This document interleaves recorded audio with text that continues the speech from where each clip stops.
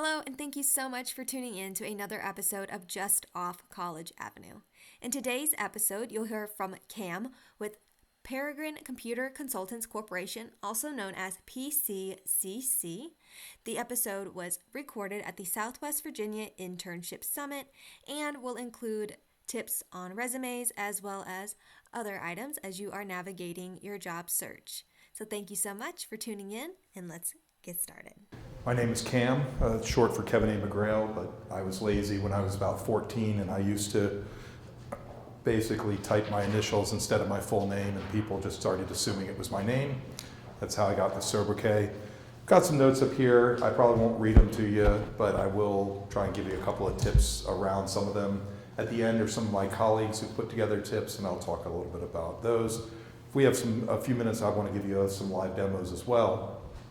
But a little bit about me. I work in two different roles. I work at Dido. I help run our cybersecurity division. We manage, migrate, and secure the cloud. We are Google's preferred partner for authorities to operate for DoD and civilian agencies. Peregrine, or PCCC, is a very small cybersecurity company. Very proud of it. We publish research for free that protects over 30% of all the domains on the internet.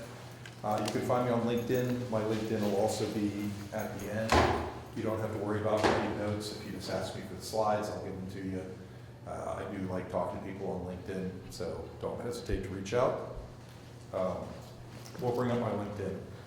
All right, I'll start with the first resume tip, which is you don't need a resume. If you do things correctly in your networking, you'll never be asked for a resume. I typically tell people that all of my jobs, really, in the last few decades, I have gotten the job and then I filled out the paperwork because I've already met with the people, I've already talked to them, they've already told me they have a role open, they want me to apply, and then I go do paperwork, basically, after I have the job. I have a resume, I have to keep updated, I do a lot of government contracting, so we have to keep that kind of stuff there. But, if you're not familiar, with LinkedIn, start getting used to it. It is definitely how a job works these days. It shows you're very old if you hand out a paper resume. It doesn't help or hurt to have them. I mean, I bring them with me and stuff, and you should have them with you as well. But, LinkedIn, I do love Dolly Parton. She has a wonderful post where she posts all of her pictures for LinkedIn, Tinder, etc. But I do remind people that LinkedIn is not, normal social media. You shouldn't be posting about your family and kids and stuff like that there. This is where you post professional things. But there are some neat things that you can do. And so I'm going to try and drive this fairly well and bring this over here. So there's a couple of things, if I can find my cursor, and bring this over here. So when I'm using LinkedIn, by the way, you'll find me. That is a real Canadian off-brand spam called CAM. Since my number one area of expertise is email security and anti-spam, it kind of is very fitting that Maple Leaf has that. They love that I use it. It's not AI generated. But you'll know you found me if you see the can of CAM.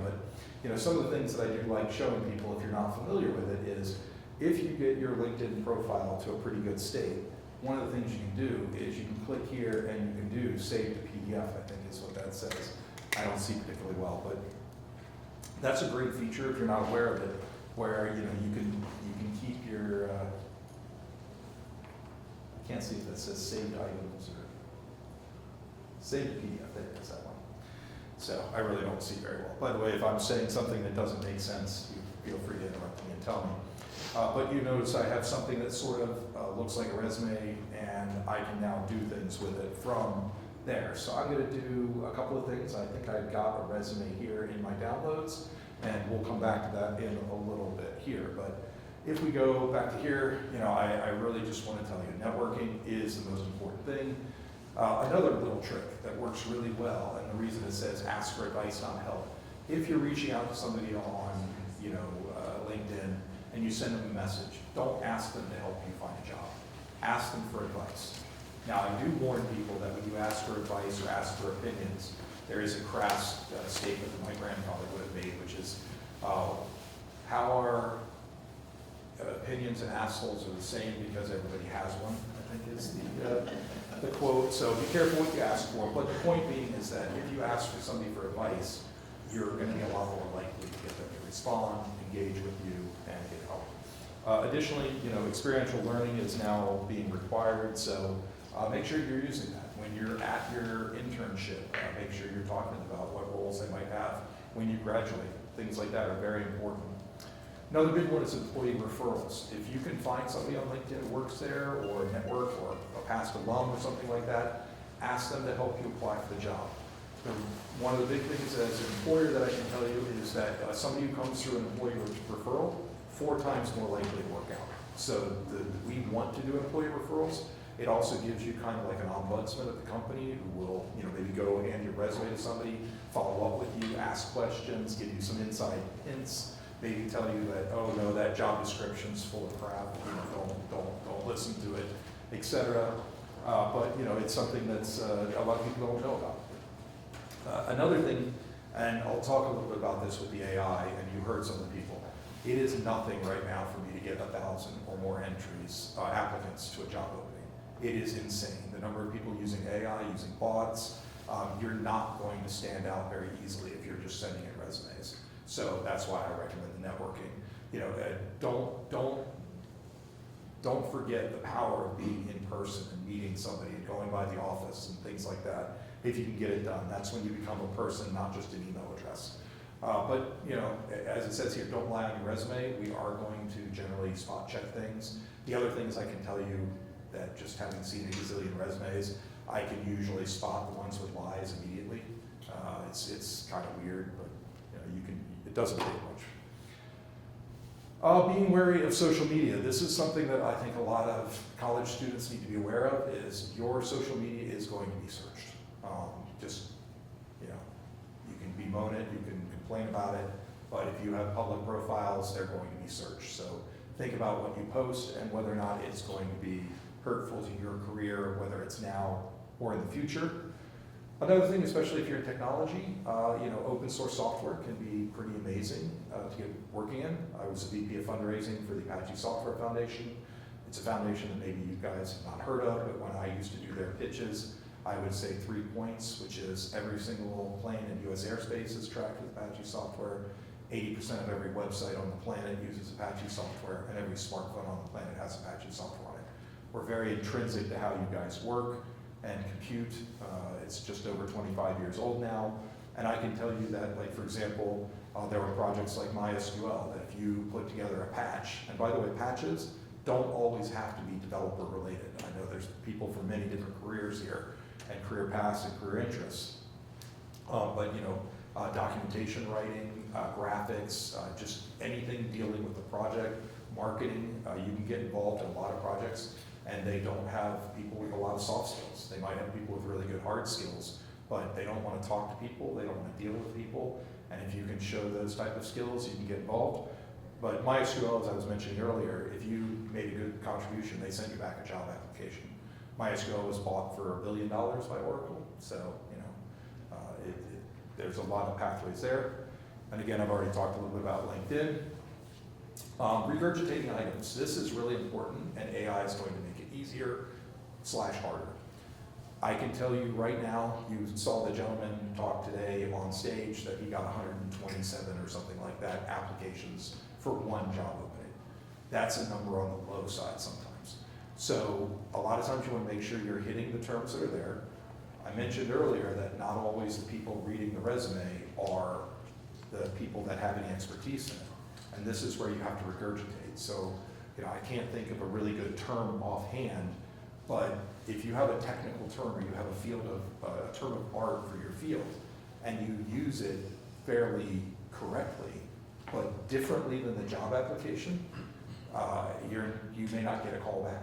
So, I'll just say something silly like folding chairs. If you say something like, yes, I'm an expert in adjustable chairs, well, you said the same thing, but their resume software, their application tracking systems, their AI that they use to go over the resumes is going to look for folding chairs.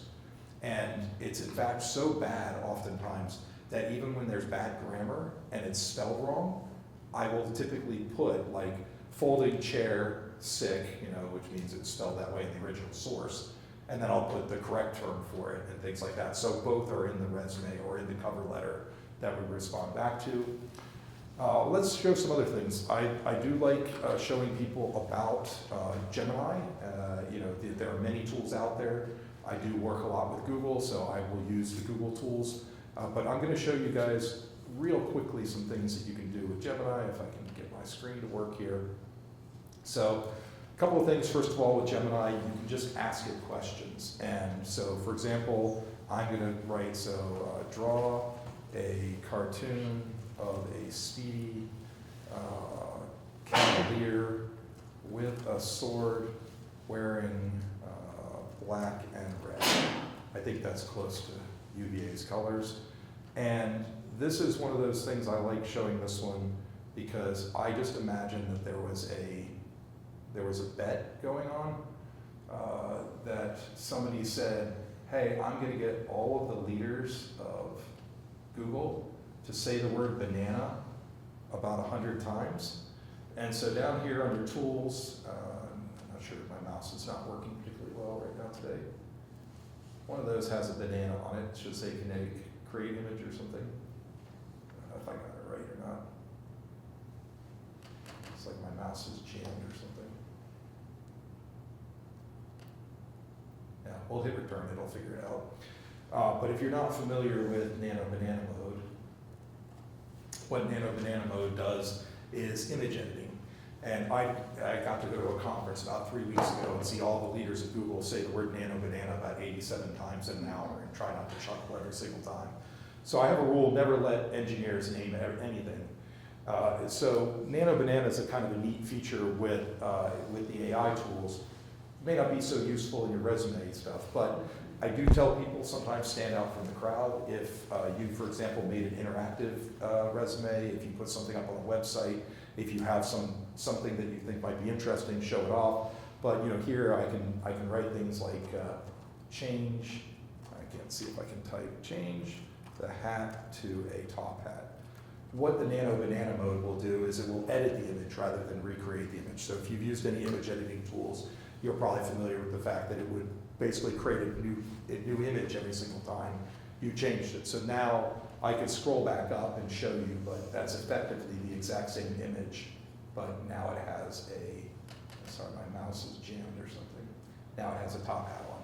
So that's a little bit about AI tools. A lot of people are really familiar with generative AI, but some of the stuff that I like showing off that's a little bit more relevant is, let's go ahead and go back to here, and let's see, let's open up, I'm going to open up Notebook LM. So if you've not used Notebook LM, it can be very useful for doing research. And this is the type of tools that you can imagine that somebody as an employer like me is going to use. So they're going to do things like, for example, they're going to take your resume and all of the resumes, and they're going to upload them. I'm trying to get that to click. There it goes. We call grounding in AI. What grounding does is it doesn't go out and search the web. It doesn't go out. It only uses the materials that you have said are okay to use.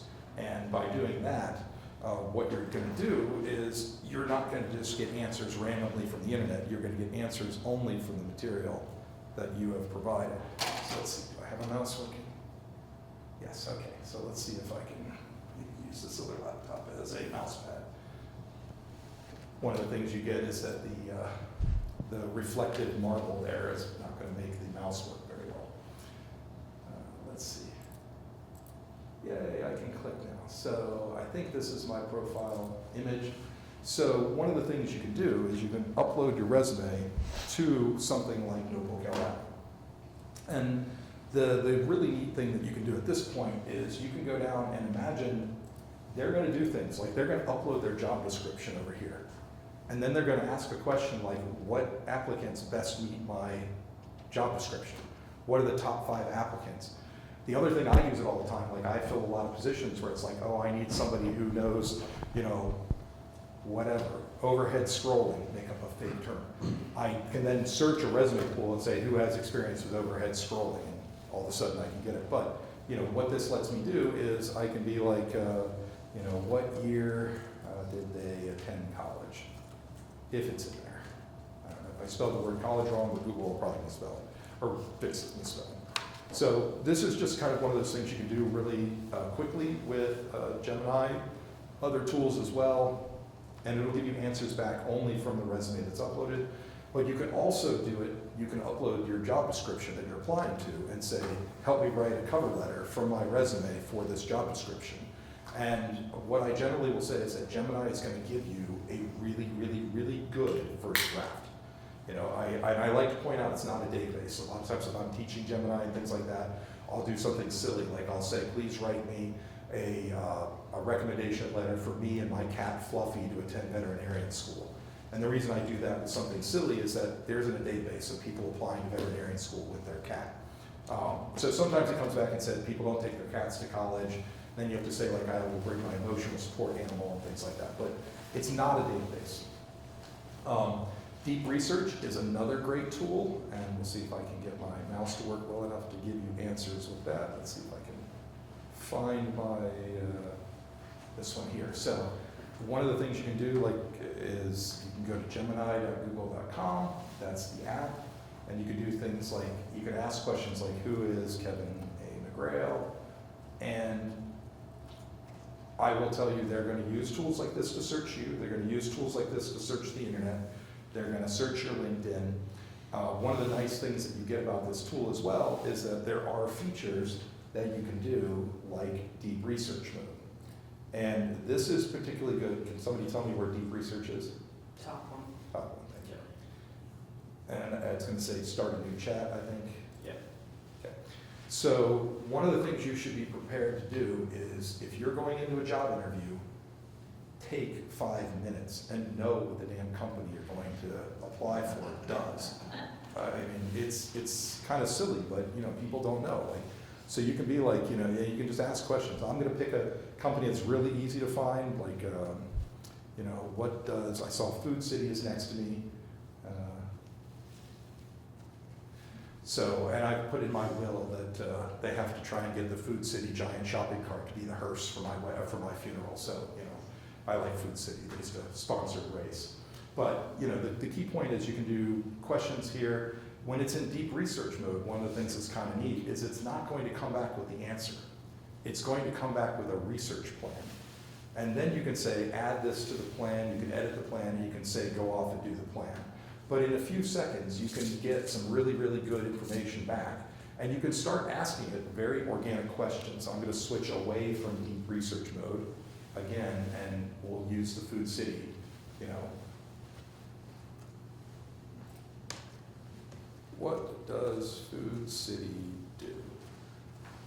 And I'm assuming it's going to probably come back and say it's a grocery store and things like that. But you know, some of the questions you can start asking it are very, very organic questions, like what are the top 5 positions that Food City has to be hired for? And we'll give you all kinds of information, like what the sources are, where it got the information. You could go, for example, to a company's website, maybe they have a career section. You can literally just cut and paste all of the job positions, throw them in a file, tell it to go look at it. I don't know if that's the right information with Food City, but the point is, spend a few minutes and research it. You know, if I'm meeting with a publicly traded firm, I want to know their stock information. I want to be able to know like what their stock is trading at, just little tiny tricks like that. So research the firm. I will also tell you that I'm not a huge fan of certificates. They are not the magic bullet that some people think they are. So I would much rather have somebody that can do rather than somebody that's done a bunch of certifications. So think about your practical experience sometimes to balance that with your certificates. Another thing I just like to tell people, lists is a great skill. You know, if you can change things from lists into bullets and break down requirements, there's a lot of companies out there that need help with that. Project management, a lot of times it's just that. Here's what our statement of work says we're going to do. Did we do it all? Did we make everything into checkboxes? And if you can use tools like Google and Microsoft to do that, help it. Dial up your sales hubris. I love showing a video. I often call it the Jerky Boys sales method. When I was in college, there were these 3 guys in New York City. They would do prank phone calls with payphones. You guys have probably only seen them in museums. But they needed a shtick for the prank calls. So one of their key shtick is they would pull the help wanted back from newspapers. That's where they used to post jobs at. And they would call these people and apply to the jobs. There's one called Jerky Boys Auto Mechanic. When they got put on a major label, they were not allowed to do real calls anymore. So they synthesized a bunch. But when I was a kid, we used to go to parties and we would have tapes, and people would have some of these tapes, and you would put like 200 of them on like a 45-minute cassette and things like that. So I've heard these real calls. What's amazing about them is they'll call up, they will insult the people, they will not answer any technical questions. They'll just be like, you know, are you an auto mechanic? Yes, I am. I'm the best. I work on race cars. Okay, do you have an inspection license? Yes, I do. All right, hold on, I'll talk to my boss. Meanwhile, he's insulted the guy. For this audience, I won't drop all the curse words that they're dropping on there.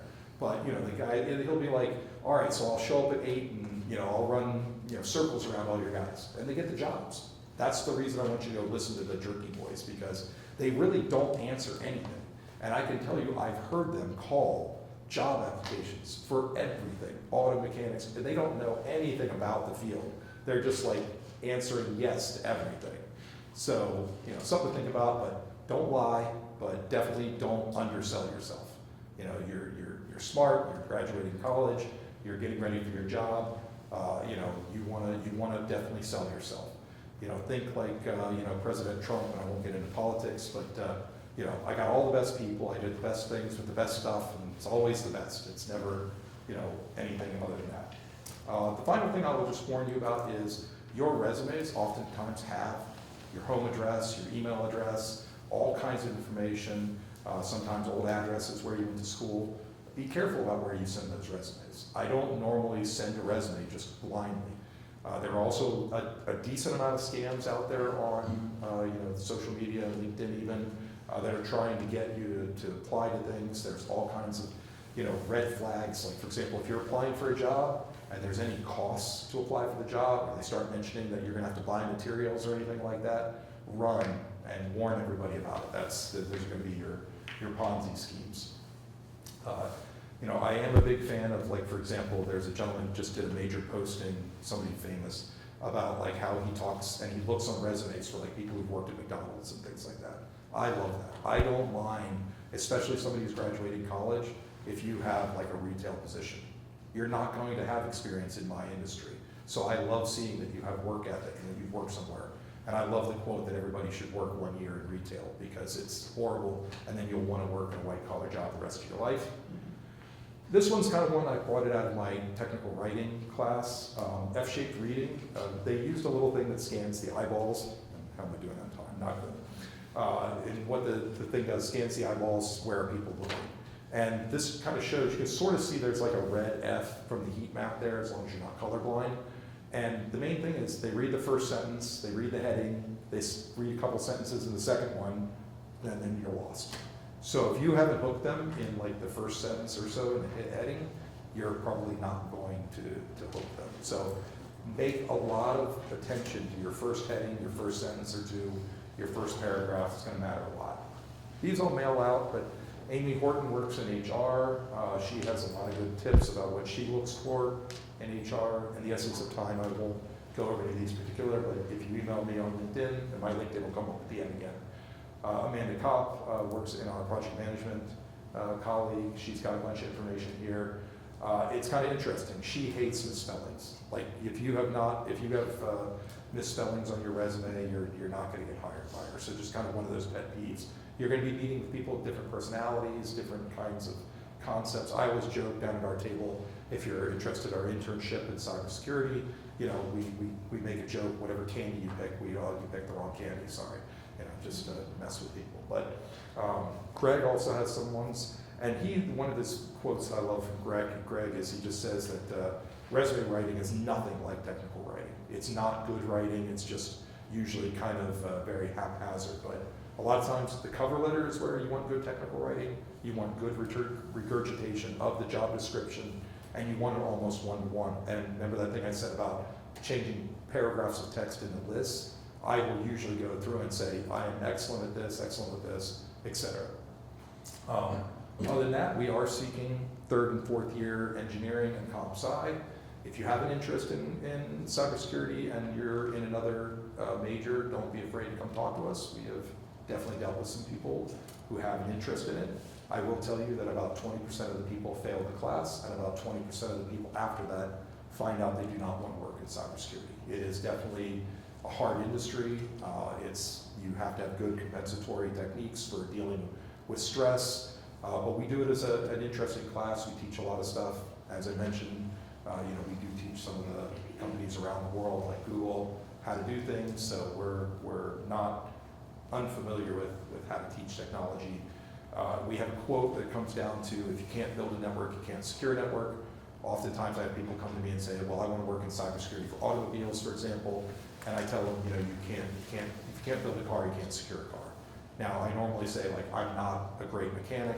You give me a wrench, I can damage a car, but I've done like NASCAR cybersecurity because I helped find illegal equipment on cars. And I would know what was in a car by going, oh, there's some wires that I don't recognize that shouldn't be there. Or I point out things like, for example, if you've ever gone into a secure facility, they'll bring these long mirrors on sticks and they'll look under your car for things. And I tell people, how many hundreds of cars do you think they've looked at to know what's abnormal so that they can do a 5-second scan of the underneath of the car to see that there's something that shouldn't belong there? Anyway, I'm a big fan of practicums.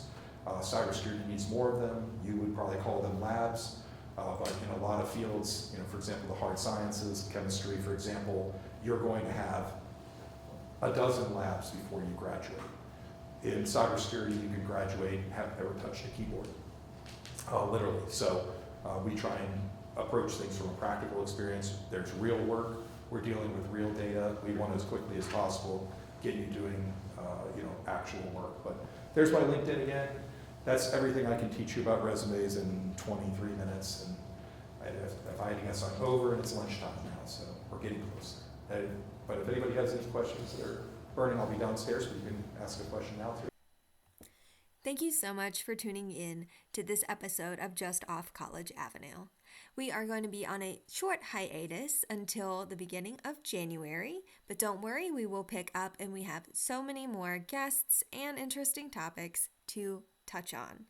In the meantime, feel free to find us on LinkedIn, on our Instagram page, and also feel free to reach out to Cam if you have further questions about his session. All of that information will be in the description below. Thank you all so much and have a wonderful holiday season. Bye-bye.